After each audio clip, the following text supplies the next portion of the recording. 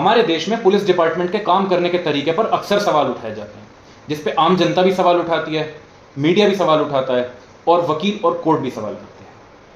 फिर एक परसेप्शन बनाया जाता है कि वकील और पुलिस वालों के बीच में हमेशा एक टसल रहती है और आम जनता का कभी पुलिस डिपार्टमेंट के थ्रू भला नहीं हो सकता।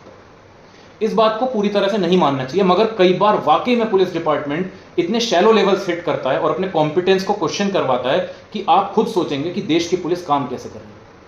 हमारे एक रिसेंट केस में मैं आपको फैक्ट्स बताऊंगा, लेकिन ज्यादा खुल के बात नहीं कर पाऊंगा क्योंकि मामला कोर्ट में दाखिल है। 20 जुलाई को 3 लोग अरेस्ट करे जाते हैं एक शहर से, जिन पर पुलिस वाले आरोप लगाते हैं कि इन्होंने 50 लाख रुपए की कहीं पर डकैती करी। एक हफ्ते बाद 27 जुलाई को इन 3 लोगों के खिलाफ कोर्ट में चार्जशीट आती है।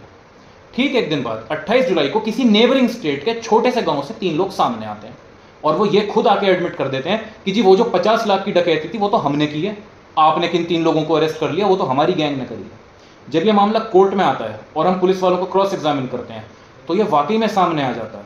कि जी जो गांव के 3 लोग थे 50 लाख की डकैती उन्होंने की थी। जिन 3 लोगों को 20 जुलाई को पुलिस ने उठा लिया उन्होंने तो कहीं पर 25,000 रुपए की एक चोरी की। मगर उस शहर के पुलिस अधिकारियों को जब कोर्ट में बुलाया जाता है और उनसे सवाल किए जाते हैं, उनके पास कोई जवाब नहीं होता। उस XYZ स्टेट के हाई कोर्ट में मामला जाता है, बड़े पुलिस अधिकारियों को बुलाया जाता है और कोर्ट उनसे सवाल करती है, उन पर कोई जवाब नहीं होता। अब जाकर कुछ समय बाद ये बात सामने आती है कि जी वो जो 50 लाख की डकैती हुई थी वो उस शहर के किसी जाने माने व्यापारी, एक जानी मानी हस्ती के घर हुई थी,